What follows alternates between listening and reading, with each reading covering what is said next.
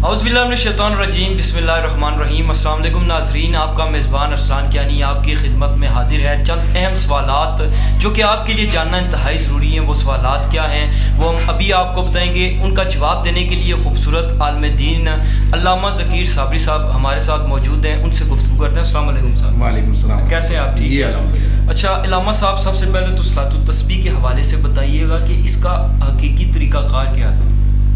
Can صاحب، اس کی صورتحال یہ ہے کہ یہ 4 رکعت پر مشتمل نماز ہے اور یہ نفلی عبادت ہے، اور اس کا طریقہ کار یہ ہے کہ نیت کریں گے، نیت کے بعد ہم ثنا پڑھیں گے، ثنا کے بعد ہم 15 دفعہ تیسرا کلمہ شریف پڑھیں گے، اور اس کے بعد ہم سورہ فاتحہ پڑھیں گے۔ سورہ فاتحہ کے بعد ہم سورت ملائیں گے، سورت ملانے کے بعد پھر ہم 10 دفعہ تیسرا کلمہ پڑھیں گے، پھر ہم اس کے بعد رکوع میں چلے جائیں گے اور رکوع میں بھی 10 دفعہ تیسرا کلمہ پڑھیں گے، پھر رکوع کے بعد ہم جب اٹھیں گے تو پھر بھی ہم نے 10 دفعہ تیسرا کلمہ پڑھنا ہے، پھر ہم سجدے میں چلے جائیں گے تو سجدے میں بھی 10 بار یہ پڑھیں گے، پھر بیٹھیں گے جب تو پھر بھی جلسے میں، اسے جلسہ کہا جاتا ہے، جلسے میں بھی ہم 10 دفعہ پڑھیں گے، پھر دوسرے سجدے میں ہم جب جائیں گے تو پھر ہم 10 دفعہ پڑھیں گے۔ الغرض کے 75 دفعہ آپ ایک رکعت میں اسے تیسرے کلمے کو پڑھیں گے۔ اور علامہ صاحب، یہ باجماعت بھی ادا کی جا سکتی ہے؟ باجماعت بھی اعلان کر کے بندوں کو جمع نہیں کرنا چاہیے احناف کے نزدیک، اس لیے کہ نفلی عبادت ہے تو مکروہ ہے۔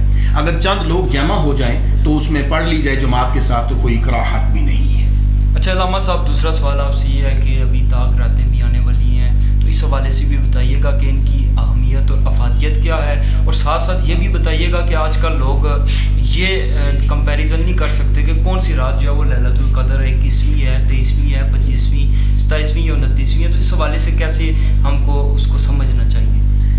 عرض یہ ہے کہ نبی رحمت صلی اللہ علیہ وسلم کے فرمان کے مطابق نبی رحمت صلی اللہ علیہ وسلم نے فرمایا کہ اسے 21ویں میں تلاش کرو، اسے 23ویں میں تلاش کرو، 25ویں میں تلاش کرو، 27ویں میں تلاش کرو۔ ان میں سے کسی میں بھی ہو سکتا ہے؟ کسی میں بھی ہو سکتے ہیں، لیکن جو ہمارے بزرگان دین فرماتے ہیں 27ویں کے بارے میں زیادہ ہے، تو اس لیے 27ویں میں ہم زیادہ اس کی عبادت بھی کرتے ہیں اور لوگ اللہ اس کے ہاں جھکتے بھی ہیں، لیکن جو شریعت میں ہے وہ اسی طرح ہے کہ آپ اسے طاق راتوں میں تلاش کریں۔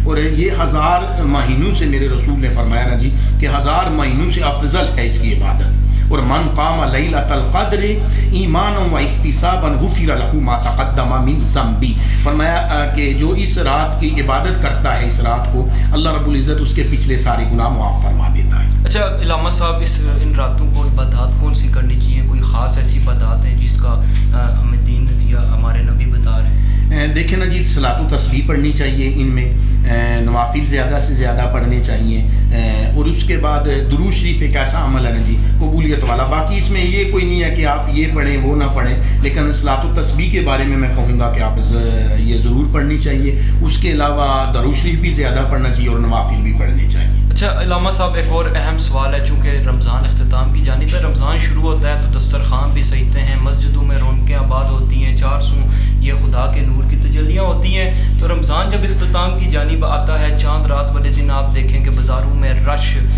کافی لوگ نشے کی حالت میں بھی ہوتے ہیں، تو یہ کیا سمجھتے ہیں آپ کہ جو ان کی عبادات ہوتی ہیں وہ رد نہیں ہو جاتی، اللہ کے احکامات سے دوری نہیں؟ کین صاحب، وہ بات آپ کی بالکل درست ہے۔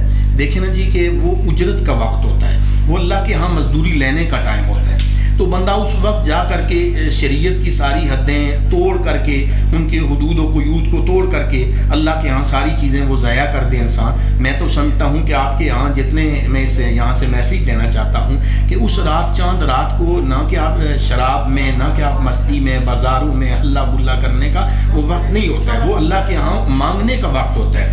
آپ دیکھنا جی، شریعت میں یہ ہے کہ اگر جتنا پورے رمضان میں اللہ رب العزت مغفرت فرماتا ہے لوگوں کی، اتنا اس ایک چاند رات کو اللہ رب العزت لوگوں کی مغفرت فرما دیتا ہے۔ سبحان اللہ۔ تو اس میں چاہیے کہ ہمیں کہ عبادت میں گزارنی چاہیے، نہ کہ بازاروں میں ہلا گلا کر کے، شراب کی مستی میں، اس طرح کے لاؤ کام کر کے ہمیں نہیں، بلکہ اچھے کام کر کے ہمیں اس رات کو گزارنا چاہیے۔ اچھا علامہ صاحب، ایک اور اہم سوال ہے، عام روٹین کا بھی سوال ہے کہ اکثر آپ دیکھتے ہیں کہ لوگ کہتے ہیں کہ یہ والا وظیفہ آپ کریں یا فلاں عبادت کریں تو آپ کے اتنے 100 سال کے، اتنے سال کے گناہ معاف ہو جائیں گے، تو اس میں کتنی حقیقت ہے؟ کچھ ایسے وظائف بھی ہیں؟ نہیں، شریعت میں کوئی ایسی چیز تو ہے نہیں کہ آپ یہ وظیفہ کریں گے تو مطلب آپ کے پیچھے، جس طرح لوگ کہتے ہیں جی کہ تسبیح آپ پڑھ لیں تو آپ کے سارے گناہ معاف۔ ہاں اس چیز کے بارے کے اندر شریعت کے اندر ہے کہ آپ صلاۃ و تسبیح پڑھیں تو اللہ آپ کے سارے باقی جو وظائف اور عبادات، اب باقی بھی کچھ شریعت میں ایسی چیزیں ہیں کہ جن کے کرنے کی وجہ سے اللہ کے رسول فرماتے ہیں آپ پر مہربانی اور فضل ہوتا ہے۔ بہت شکریہ، امید کرتا ہوں کہ ناظرین نے یہ پروگرام آپ کے لیے معلوماتی بھی ثابت ہوا ہوگا، بہت انفارمیٹیو ہے۔ انشاءاللہ نئی ویڈیو اور نیا ٹاپک لے کے آپ کی خدمت میں دوبارہ سے حاضر ہوں گے، تب تک کے لیے اجازت دیجیے، اللہ نگہبان۔